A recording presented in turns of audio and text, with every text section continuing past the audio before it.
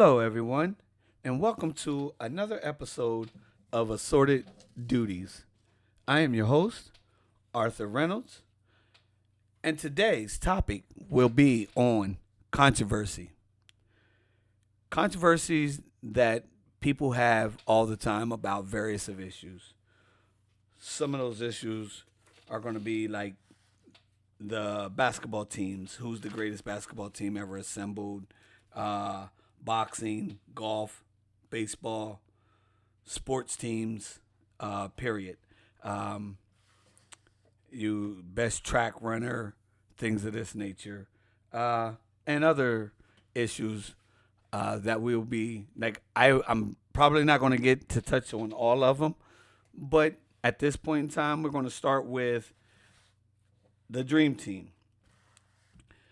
What was the best USA basketball team assembled for the U.S. Olympics? Now, that's been the conversation lately. People are using to compare the dream team of 1992 with the USA men's basketball team of 2024. They are trying to compare a team from 1992 to the present 2024. And I'll take you back a little bit and give you a little insight why the USA men's basketball team was even formed and why and how it came about. Prior to 1992, we had always sent our college players. We sent the best of our best in college players to the U.S. Olympics. They assembled an all-star team of college players, and that was our representation for the United States. Long behold, these other countries were sending their top-notch players, players that were being paid to play that sport. And according to the IOC, the International Olympic Committee, they felt as though if you were being paid to play, you were considered a professional. And yet they were paying these players overseas to play basketball. So they were considered pros. You had a lot of pro players getting paid to play early in their life, like at 15 and 16, 17, 18 years old. And yet, come Olympic time, they would go back home to their country and play. And so we were sending our college players, trying to keep the game clean and pure. And until they started doing that. And they were doing that for quite some time. And then the United States got tired of it. The United States voiced their opinion. The IOC granted that we could send our NBA players. So in 1992 was the first assembled team, pro basketball team, assembled to play for the United States in the Olympics. And that team is today known as the Dream Team. And the argument is that the Dream Team, would they or would they not be able to match up with the 2024 team? Now, if we look at the rosters for the 1992 USA Olympic basketball team, that roster consisted of Charles Barkley, Larry Bird, Clyde Drexler, Patrick Ewing, Magic Johnson, Michael Jordan, Christian Laettner, Karl Malone, Chris Mullin, Scottie Pippen, Dave Robinson, and John Stockton. So anyway, with that roster was in the 1992 Dream Team. So then for 2024 roster, some of these names I'm not going to be great at pronouncing or something that I got one. And that's Bam Adebayo, Devin Booker, Steph Curry, Anthony Davis, Kevin Durant, Anthony Edwards, Joel Embiid, Tyrese Halliburton, Drew Holiday, LeBron James, Jason Tatum, and Derek White. Now, those names are for the 2024 USA men's basketball team. Now, comparing that team to the previous team that I mentioned as far as the Dream Team, that is, that's controversy. That is for everyone's opinion to say whether they think that's an unfair matchup. The Dream Team would beat them, or the young boys of the 2024 would have beat the 1992 team. I'm gonna tell you, this is my feelings, and I might be a little biased towards this, and that is, I feel as though the 1992 team that was assembled at that time compared to the 2024 team, we're talking two different eras. We're talking two different forms of basketball, styles of basketball, and the way it was played. Today's game is played with more highlights, and people want to showboat. A double dribble isn't a double dribble anymore. A walk isn't a walk anymore. Carries, all of those kind of things don't exist like it did in those days. You got flagrant 1 and flagrant 2 fouls happening because someone wants to hit the floor flopping.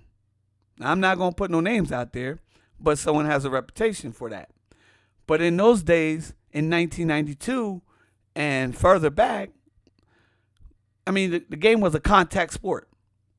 You took some serious shots when you came up in there. Ask Isaiah Thomas. He'll tell you. Him and Magic Johnson, best friends. But he gave him some shots. They didn't pull punches when they played. We friends. We cool. I love you. We going to cook out next week at my crib. I'm coming to your daughter's christening. I'm Godfather.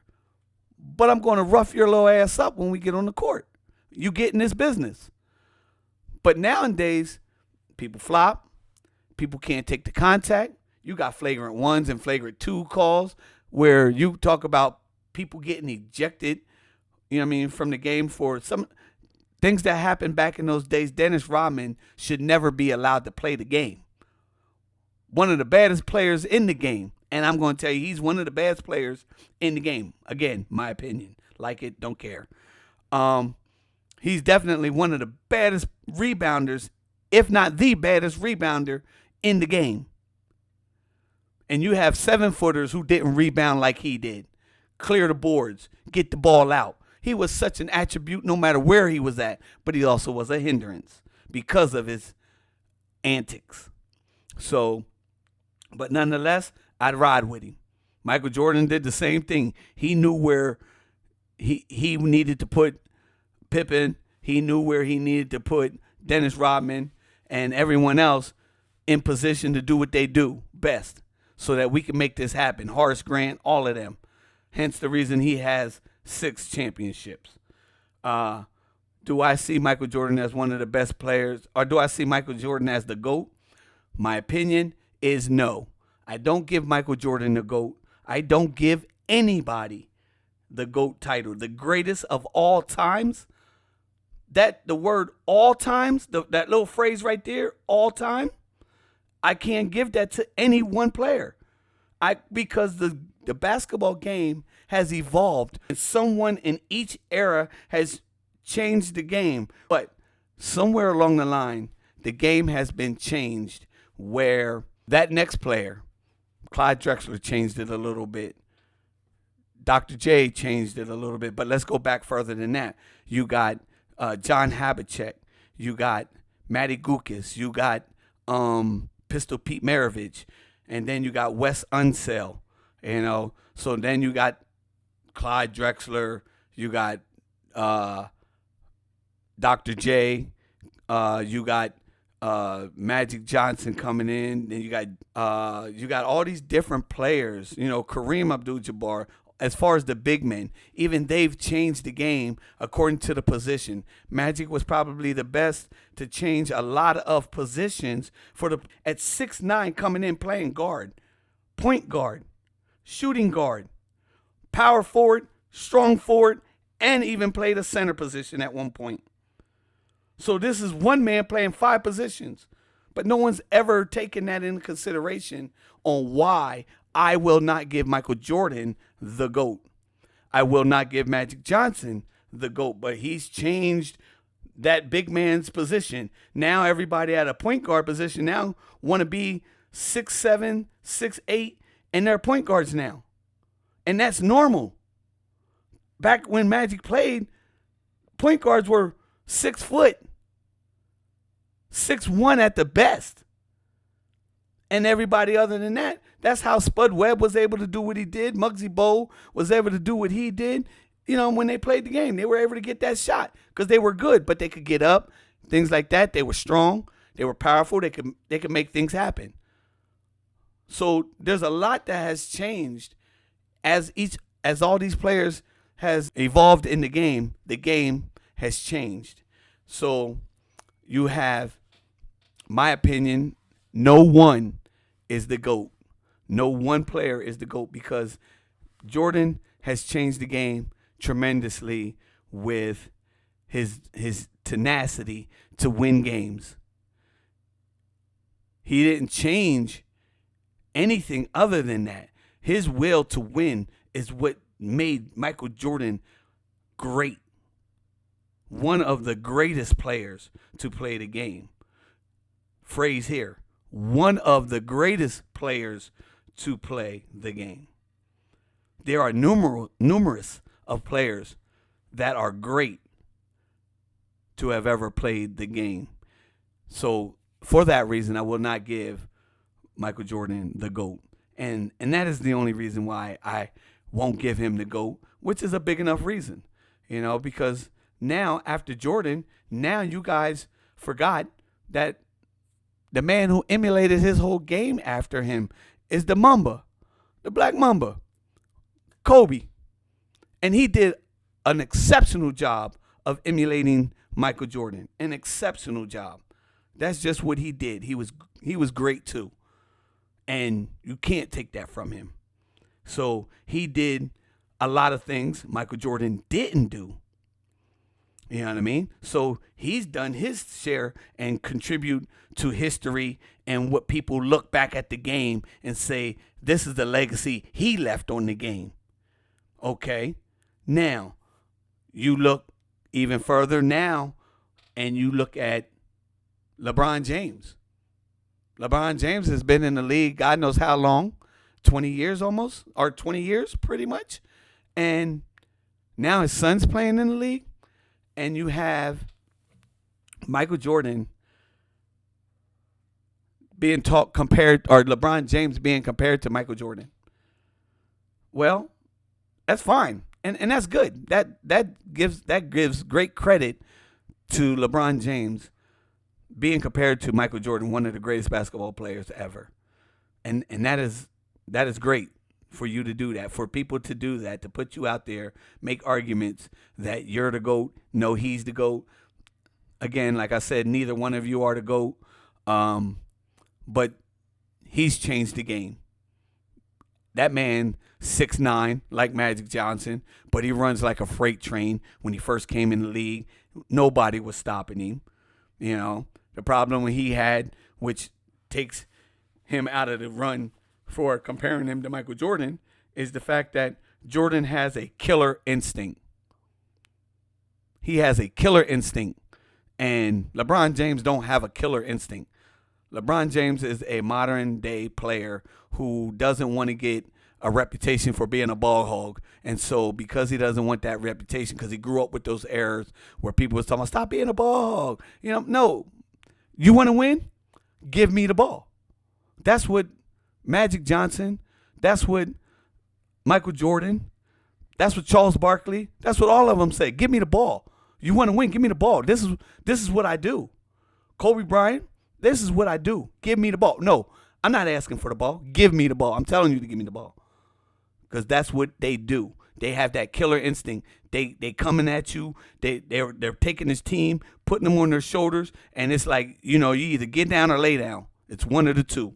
You're either gonna ride or you're gonna die, and that's how we gonna play this game. So, again, you got people who changed the outside of the game because when the 3-point came into play, you know what I mean? And Steph Curry kills it. He kills the game at throwing them 3-pointers up, and it's not even a shock. It's always impressive to see him shoot the 3-pointers. That's impressive. Highly impressive.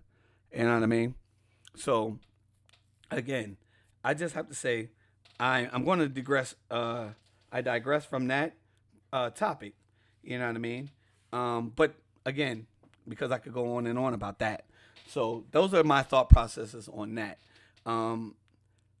The other issue that people like to talk about, or should I say, other issues that are controversial, is boxing. Boxing brings up Pacquiao, brings up Mayweather, brings up Roy Jones, brings up Layla Ali, brings up Carissa Shields, brings up Amanda Serrano, Katie Taylor. So it brings up these kind of names when it comes to boxing and stuff like that. Of course, Mike Tyson, Evander Holyfield, Lennox Lewis, the Klitschko brothers. People have their opinions of who they think is the greatest fighter of all times. I feel as though that makes for healthy conversations. I am partial to Mike Tyson. Before he started dealing with Robin Gibbons. I think that was the downfall of him. Period. That's just my opinion. Buster Douglas was a fluke when he beat Tyson. That was a fluke, but he did. It happened. Fluke or no fluke, it went down in the books. He's now in the books as a heavyweight champion. Didn't hold it long, but nonetheless, he's in the books. Golf, Jack Nicholson, Vidal Singh, Tiger Woods. You have those names like that out there that are controversial. Who you think is the best golfer in golf? And I got a lot of people who are, it's like unanimous that Tiger Woods is the best golfer ever. So we also have to go with technology. Technology plays a factor to what they played with back in those days to what they played with during Tiger Woods' era, and how they kept homing in their crafts with technology, and they're trying to make his swing better and make him be able to drive further by changing the clubs. And so technology played a really big factor in these eras, where basketball or football or any of those those two kind of sports, you have training facilities. You train like you train. You have modern technology that's able to train people, and give them a higher impact training with less time. And so with that plays a factor of as far as how some of these players of old were surpassed by current players. Made them better because of the contributing. But I would like to see if we compared a person who played for 20 years or 10 years or 15 years, and what they did in the first to the 15th year. Where was their standings in those time frames to the people you're comparing them to? Because now we're talking people who stayed longer in order to break a record, but it took you longer in that sport to break the record he set. He set his record in 10 years. His record stands when he left for playing for 10 years. You played for 15 or 20 years, and You are just breaking his record in 15, stayed 1 or 2 more years or 5 more years, and then you just added to those numbers. But it took you 20 years to get to those numbers. So that's again, we're still not being fair about how we're comparing stuff. When we start talking um, baseball, time frame and everything like that. Uh, how many games did it take for Babe Ruth to reach the milestone he made? And then the person who broke Babe Ruth's record, how many games did it take for them to reach that milestone? Was it more than the amount of games it took Babe Ruth? So now, if you tell me you broke his record in less games or in the same amount of games, then that's where I'm like, that's what's up. That's kudos to you, you know. Um, so that's just one of those things where I see we have our arguments about when it comes to these sports stuff, and that is definitely men's big argument. Uh, Pittsburgh and Philadelphia.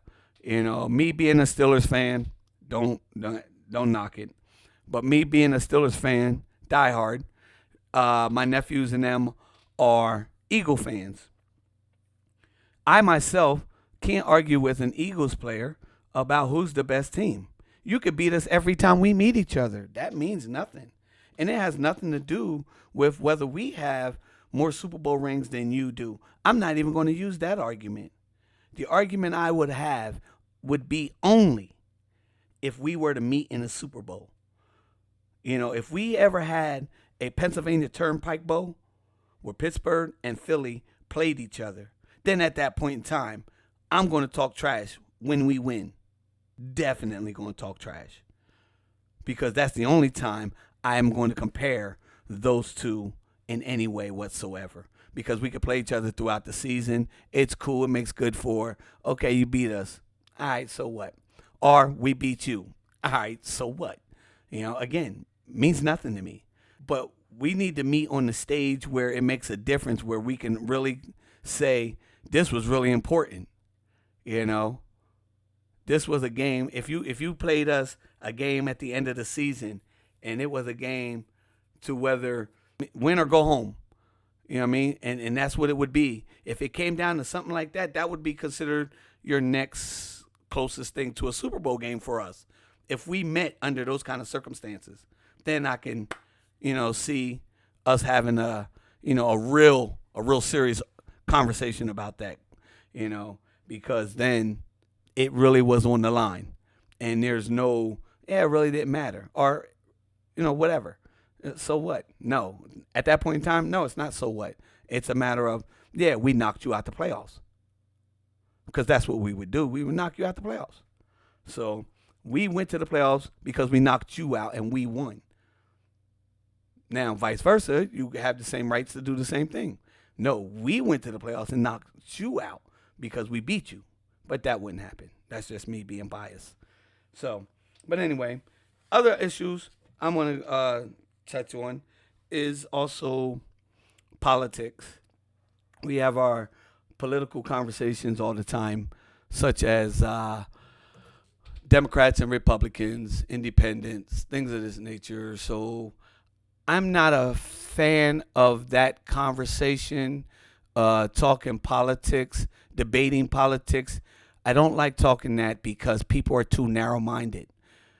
And when you're narrow-minded and closed-minded to another person's opinion and thought processes and beliefs, then you really serve me no point in having a conversation with you. There's no need in any way whatsoever I need to talk to you. You're just going to piss me off, and I'm going to tell you, listen, let's just shut this down because I don't even have no rap for you. You're not, you're coming in here and your mind is shut down. So how can anybody have a conversation with you when your mind is shut down? And if that's the case, then we need to move on from our conversation, and you go ahead and live your life. I go live my life, and we're okay. But if you're going to come to the table and you're going to be open minded and you're going to listen to what I'm thinking and how I see things without trying to tell me I'm wrong or start name calling, you're an idiot and things like that. Why? You're just dumb or whatever. No. If you're a Hillary Clinton fan, if you're a Obama fan, if you're a Trump fan, if you're a Reagan fan, a Bush fan, if I don't care who it is, you know what I mean? You could be a Bernie Sanders fan. I don't care. My problem is you have what you have in your mind, and I have what I have in my mind. I'm going to think about it the way I think about it, and I'm going to go about it based off of how I see I need to go about it. And I'm not going to knock you for doing the same. I can't tell you you're right. I can't tell you you're wrong. All I can tell you is who I'm voting for, and it shouldn't matter, what my reasons are. But you want to get into your reasons, and then you want to be like, you're an idiot, da, da, da. I get a lot of people who still feel like the only reason why people of color voted for Obama was because he was black. And not realizing there was a lot more white people voting for Obama, and there was a lot of black people who voted for Obama. But so what are your reasons when you say stuff like that when you have a black person voting for Trump? What are your reasons for them voting for Trump? Are you going to say because they know they want a better country? So the people who voted for Obama, didn't they want the same thing, a better country? So just because we're voting for who you want us to vote for, we're okay, we're good. It's great, it's fine. You know what I mean? That person, they're intelligent or they know what they're looking for. But when we're going against the grain, it's not that. So again, that's just politics. That definitely is a segment really of its own, a whole episode within itself. And I will be bringing that. I'll be doing that because we are getting ready to have an election, and I want people to have some information on, how this Democratic Party was formed and where they're at today, and how the Republican Party was formed and where they're at today. Right wing, liberals, far left, far right. You hear all these slogans and stuff like that. So I'll be bringing information on what that means. That's about some of the topics, that I touched on. I touched on them really quick. I just wanted to bring it to light. There's other topics out there. I'm gonna have to ask this question. What do you go by when you make these decisions? For who is the best, or what do you consider to be one of the best? What makes him the best in your eyes, or one of the best, or her? When you make these decisions. So I gave you my opinion on why I don't think Michael Jordan is the GOAT, and I laid it out to you because of, no one player can I give that title to, because that GOAT stands for the greatest of all times. So looking back at what made your decision to think that this person, this team was the greatest team assembled. This player was the greatest player to play the game. This was the greatest person to ever box. Whatever was your decision, why you think that person is what you think that person is, as far as a great player, So with that, I am going to ask that please subscribe, please hit the like button, and for any comments, please comment down below, and I look forward to hearing from you. And this is another episode of Assorted Duties, and I again am your host, Arthur Reynolds. Thank you, and until next time.